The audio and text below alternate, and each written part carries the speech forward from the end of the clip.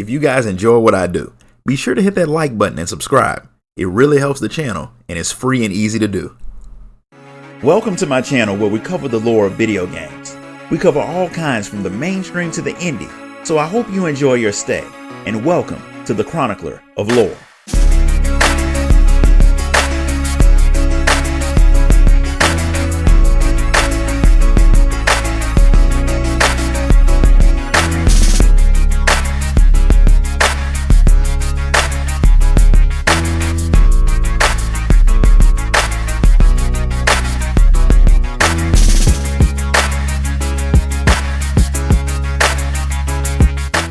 Before we get started with today's video, I have an announcement to make. After years of telling other people's stories, I finally released one of my own. My novel Eternal Reign is available now in both ebook and paperback format for those of you who are like me and prefer to collect physical media. You can grab a copy right now on Amazon through the link in the description of this video. And now back to our regularly scheduled program. It's been 7 years since the first conduits of people with special abilities appeared. And it's only natural that once people start to get special powers, they'll start to do crazy stuff. And that led to the creation of the Department of Unified Protection, whose primary goal is to round up any and all conduits and hold them in a prison called the Curtain Case Station. That's where Abigail Walker, better known as Fetch because Reasons, is being held. Now this place isn't just a prison, it's more of a recruitment facility for the DUP, and Augustine, the woman in charge, wants Fetch to join them. But Fetch has been through some traumatic events that she needs to work through before she can do pretty much anything, and Augustine can't help her do that if she doesn't know the woman's story. So after a bit of coaxing, Fetch finally starts to tell her what happened to her and how she ended up there. Her life had been rough from the minute her parents found out about her powers. The minute they learned that she was different, they immediately called the DUP to get her taken away, but her brother Brent helped her run away before they could get there. The two of them lived on the street and did a lot of unsavory things to get by. But it was the job that they pulled 2 years ago, the one that was supposed to get them out of Seattle altogether, that led to things going bad. Fetch didn't want to do the job at all, but her brother said that it would pay enough for them to disappear entirely, and he would take care of all of it. All she had to do was avoid using her powers until everything was done. That whole not using her powers thing failed immediately since the cops came around looking for her brother, and to distract them she runs off with her super speed, which also makes her glow like a neon sign. That makes the cops completely forget about her brother and call the DUP to deal with the rogue conduit. Knowing there's a conduit in the area would cause the DUP to flood the place, but Fetch figured that she and her brother would be long gone before they got there. But how often do things ever go as planned? Her running off like that made things way too hot in the area for Brent to complete the job, so Fetch heads off to do it herself. He was supposed to get a red duffel bag from a penthouse, and even though he doesn't have a clue what's in it, somebody's paying him a whole lot of money to grab it, so it's worth taking. Obviously, a lot of other people were after it too, because when Fetch reaches the penthouse, some people have already broken in and killed the guy Brent was supposed to meet. Not wanting any witnesses, they try to kill Fetch, but on top of being able to run fast, she can shoot lasers from her fingertips, so killing her isn't exactly easy, which the small army of men find out the hard way. Unfortunately, before she can get the bag, a bomb goes off in the room, destroying everything and blowing Fetch out of the window.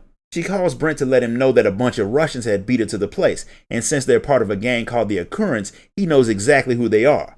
To make a bad situation worse, if they knew about the penthouse, then they'll know about Brent's boat, which means the two of them need to leave immediately. So Fetch starts to head to the boat, but Brent calls her and tells her to stay away since the Occurrence have already made it there. She's obviously not going to leave her brother to fight alone, but she tends to have panic attacks in stressful situations, and if she loses control of her powers while she's fighting the gang members, they'll kill her. She ignores her brother's warnings and heads there anyway, but when she gets there, the boat's on fire, and the only thing she finds of her brother's is his cell phone. Of course, she starts to freak out and blame herself, because even back when the two of them had been in danger, they had one rule: Fetch was never supposed to use her powers, and the moment she decided to break that rule, she lost her brother. She spent the whole night looking for him, but when she couldn't find him anywhere, she went back to the dock and ran into a weird and clearly shady man who just so happened to be looking for Brent too. When Fetch realizes that this guy's not with the Occurrence and he's planning on looking for Brent, she wants to work with him to hunt him down. But the guy's not all that interested in working with a seemingly distraught girl. He changes his mind fast when he realizes that she's the sister Brent was always talking about. The guy's name is Shane, and aside from being someone who worked with Brent, he's also a bit of a weirdo. Oddball or not, he's positive that the Occurrence have kidnapped Brent since they've snatched a lot of his people. and he has a few ideas about where they might be holding them. After Fetch shows him that she's a conduit, he points her in the general direction of where Brent might be, and he promises to call her on Brent's phone if he gets any news. The thing is, the occurrence don't exactly sit still for long, so once he finds them, Fetch will have to be ready to move. While she's running around hunting for her brother, some of the occurrence find her, and instead of questioning any of them like she should have, she kills them all. That's not the most efficient way of tracking her brother down, but lucky for her, Shane's gotten a bit of information about what the occurrence are about to do next. They have a large shipment of guns that they're about to receive, so if Fetch helps him steal them, he'll be able to have 50 armed men out on the streets kicking in doors and hunting for her brother. Since she has no leads of her own, she goes to help Shane with his plan to relieve the gang of their guns. Turns out his plan was just to break into their building, load the weapons in his truck, and drive off with Fetch riding on top of the thing and shooting the people who come after them.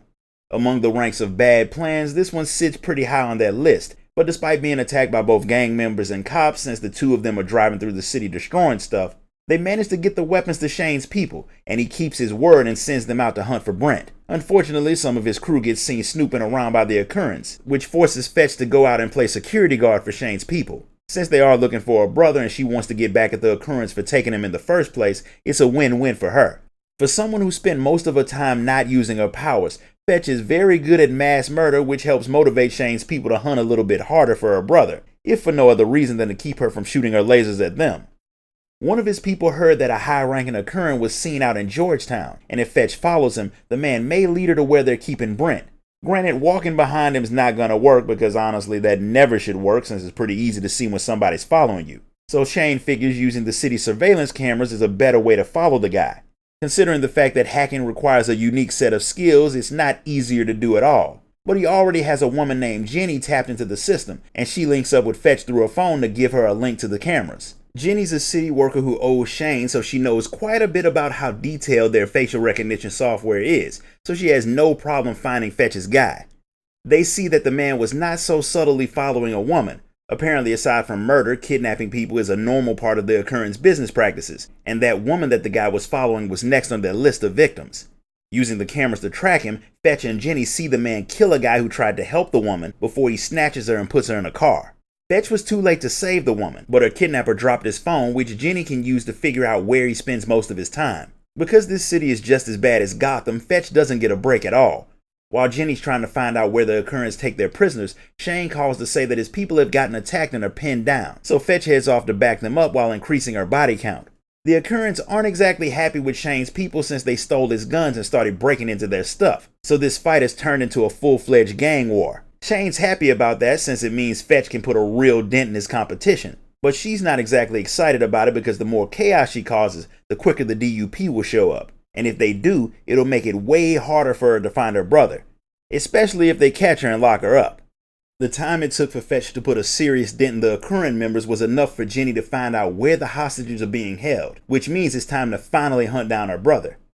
It definitely won't be easy because after everything she's done, they are on high alert. The gang has a lot of people locked up in shipping containers, but with them having to deal with a rampaging conduit, Brent manages to get free, and he calls his sister to let her know that he's alright, at least for the moment. There's still a lot of people around, so he hides while Fetch tries to get away. As luck would have it, that's the moment the DUP decides to show up, so since Fetch can't get to her brother, she sends Shane over to his hiding place so he can pick him up while she tries to escape from the DUP. Even though the DUP soldiers are conduits too, Fetch gets away from them and gets to her brother just in time to see Shane take him hostage. Since Fetch has proven to be so useful, Shane doesn't want her to stop working for him until he's taken over the city, and the only way to make her work for him is to take her brother. But he promises to let him go after she does a few more jobs for him, which anyone with 2 brain cells knows is a lie, but unfortunately for her, she doesn't have a choice but to play along. With the occurrence gang pretty much dealt with, Shane wants to force the chief of police to make a deal with him. So he has Fetch doing a lot of things to make life uncomfortable for the city, and every time she completes a job, he claims she's just one step closer to getting her brother back. She knows he's lying, and since the city is full of DUP members now, she figures she needs to come up with another plan to get her brother away from Shane. That's going to be a little difficult because the DUP has started rounding up Shane's people to draw out Fetch, and Shane wants her to free them. It's not like she has a choice, so she heads off to attack the DUP, who are much harder to deal with than the regular gang members since the group is full of conduits who were trained to catch other conduits. In the past, Fetch wouldn't have had any chance against the conduit catchers, but she's been using her powers so much that she's gotten far better with them, so now she's basically a one-woman army. She easily frees Shane's people, so he's nice enough to let her talk to her brother so she can know that he's at least still alive. But he's only going to stay that way for as long as she works for Shane, and everyone knows that he won't ever let either of them go.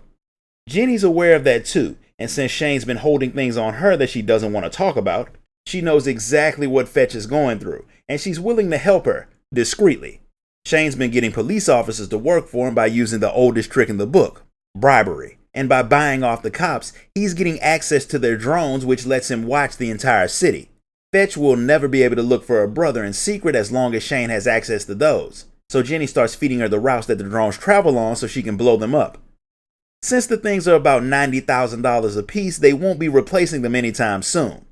With the drones dealt with, Jenny sends Fetch a location where she thinks Shane is keeping his prisoners. He started doing the same thing that the Occurrence had, and he's been locking his enemies up inside of cargo containers. Her brother is probably in one of those, but once Fetch starts attacking his people, she won't have a whole lot of time to find her brother before Shane kills him. The good news is one of her powers is super speed, so she gets to the containers and deals with the guards before Shane ever finds out. The problem is all of the containers are empty. Shane had figured something was up when the police drones started blowing up. The only person who knew he had access to those was Jenny. So to see if she had turned on him, he let her get fake info that said that he was keeping prisoners in crates to see if she'd tell Fetch. Since she did, it proved that she had turned on him, so he did the only thing that you do with traitors. He kills her and leaves her body in an alley so Fetch can understand what'll happen to her brother if she breaks his rules. Now that she understands her place in all of this, Shane has another job for her. He wants a meeting with the chief of police. But the man has a whole lot of cops around him, so he needs Fetch to lure them away however she can. If his meeting goes well, Shane figures he'll finally be in control of all of Seattle, and since he'll finally have what he wants, he'll be able to let Brent and Fetch leave. With that little bit of extra motivation, Fetch starts causing as much chaos in the city as she can, which draws the cops off, letting Shane get his alone time with the chief. With all of the chaos Fetch causes, the chief agrees to give Shane the same deal he gave to the Occurrence, as long as Fetch leaves the city. Since he has what he wants, Shane tells Fetch where he's keeping her brother. She heads over there immediately before Shane changes his mind, but when she gets there, it turns out to be another trap. Shane didn't want her getting her brother then coming after him, so he locked her in a building and fills it with poison. While that was a pretty smart way to kill her, he greatly underestimated how powerful Fetch was, and she breaks out of the building. Since Shane wanted her dead, she decides it may be time to go after him, but she has no idea where to find him or her brother. So she beats up some of his people, steals one of their headsets so she can figure out where they were heading, and decides that the best way to draw Shane out is to blow up all of his trucks that are shipping drugs through the city. She destroys them all and kills a lot of Shane's people in the process, which pisses him off enough to make him tell Fetch where he is so he can kill her himself. As soon as she walks into the building, Shane sneaks up behind her and doses her with some drugs that makes her hallucinate. Then he has his people try to kill her, which is actually a pretty good plan. It still doesn't work. She kills them all, but what she didn't realize is that Shane had brought her brother into the building, and in her doped up state, she kills him. While she's sitting there crying over her brother's dead body, the DUP capture her, which is how she ended up in Augustine's prison. While Augustine had made Fetch tell her story, the woman had already knew what happened. Not only that, she had found and captured Shane. As soon as Fetch sees him, she blows up the entire side of the prison. I have no clue how he managed to live through that, but after all of the chaos her attack caused, Shane manages to steal one of the DUP vehicles and runs away. Fetch chases after him, along with a whole lot of other DUP members. She fights her way past them, and after a long time she finally gets to kill Shane. Augustine's people were watching the whole incident, and now that she's executed Shane, Augustine thinks that Fetch is ready for the next step on her path to becoming a DUP agent. She's not the only one that's on this forced conscription plan, but since none of these conduits have volunteered for this, they're planning on escaping at the first chance that they get. And that chance is coming up very, very soon. Delson Rose, a young man who spends way too much time doing things like defacing billboards of his brother, who was recently elected sheriff. He's clearly bad at the whole crime thing because his brother pulls up and sees what he's doing pretty fast. Lucky for Delson, there's a party at the Longhouse nearby, so he has the opportunity to sneak over there to set up an alibi. He must have forgotten that people were in the building that he was spray painting, because he gets caught by Betty as soon as he gets back inside. Lucky for him, he knows her, and since she's used to him doing nonsense, she's nice enough to not rat him out to his brother. What he also forgot was that his brother has a car, so the man beats him to the longhouse and does the typical big brother thing of fussing at his little brother about the fact that he keeps finding ways to make himself get arrested. Delson gets bailed out of Reggie's lecture because a prisoner transport crashes right next to them, and some of the people get out and run away.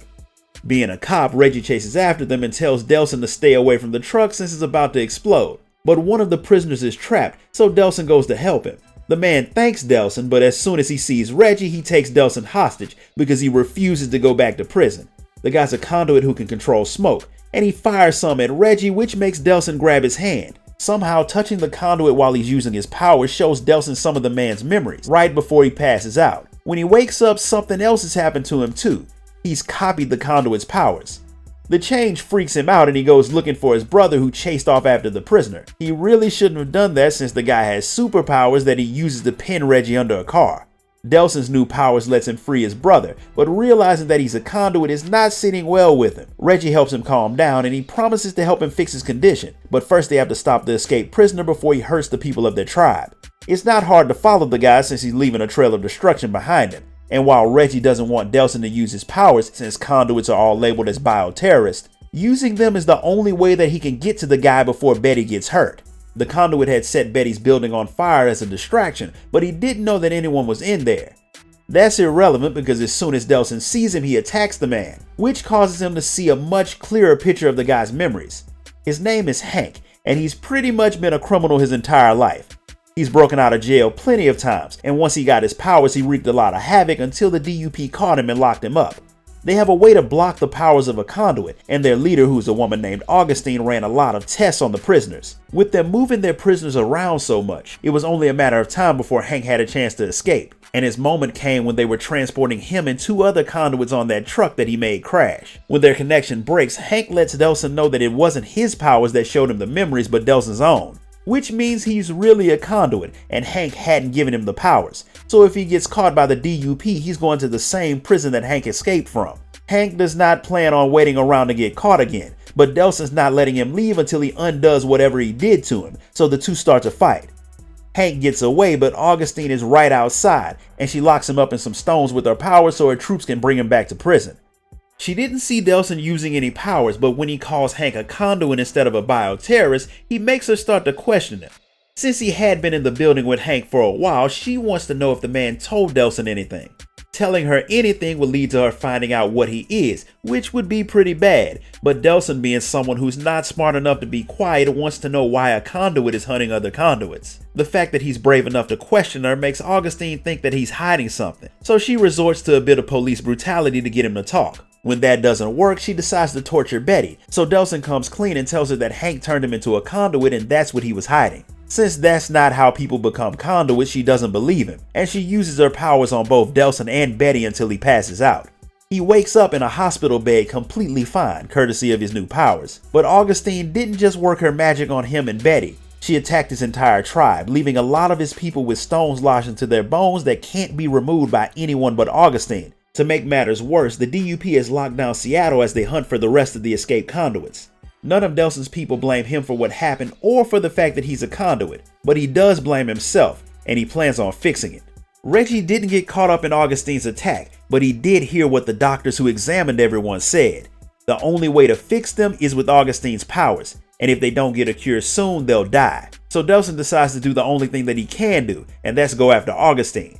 If he was able to copy Hank's powers, then he should be able to do the same to her. All he'll have to do is fight his way through an entire army of DUP agents and beat the woman up so he can take her powers. He does have more of a plan than that, but he'll explain it on the way. Knowing that his brother is going to do this with or without his help, Reggie decides to go with him, and the two head off to Seattle to fight an army to try to save their people.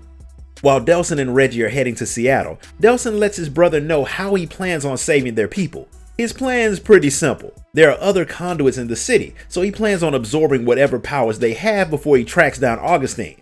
There are a few problems with this plan. The people aren't exactly fans of conduits, so if they see one running around, they will likely point the DUP in their direction. And since the soldiers are already there hunting for people like him, it won't take long for him to get found and killed. Reggie points this out, but Delson figures that if he does some superhero stuff like getting cats out of trees, he can convince the people that he's not a bad guy. Reggie's more focused on finding a cure for his brother's condition, but Delsin doesn't really think that he needs one.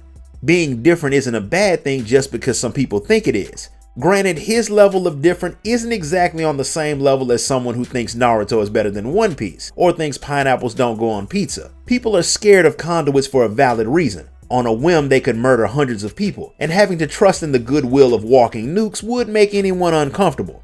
The two brothers are arguing the morality of that viewpoint, but their political debate gets cut short when they get to a spot where a battle between conduits and the DUP happened, which left the road completely blocked. There's a damaged DUP machine that's radiating light, and when Delsin gets close to it, he absorbs it on accident, which makes his powers get even stronger. He's happy about that since he'll need them to fight Augustine.